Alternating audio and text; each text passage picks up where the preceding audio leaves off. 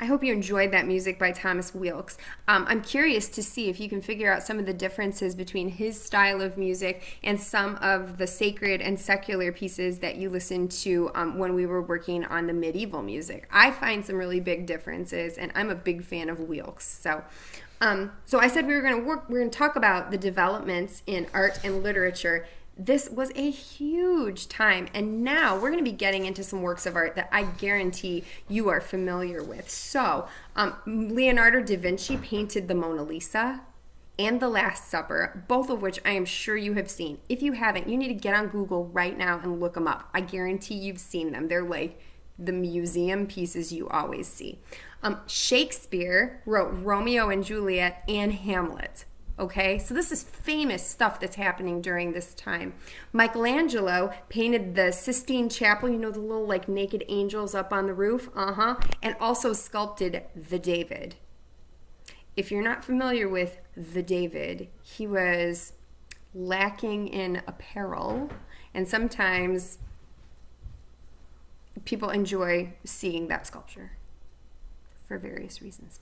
Anyway, obviously, those are very big developments in art. Those are some of the most famous pieces of art and literature. And then in terms of world events, Gutenberg invented the printing press. Before then, remember, it was troubadours that were having to prance around the hillside spreading news and gossip and probably like fake news and misinformation.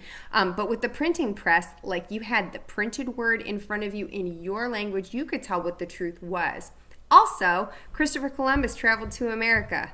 It's a pretty big deal.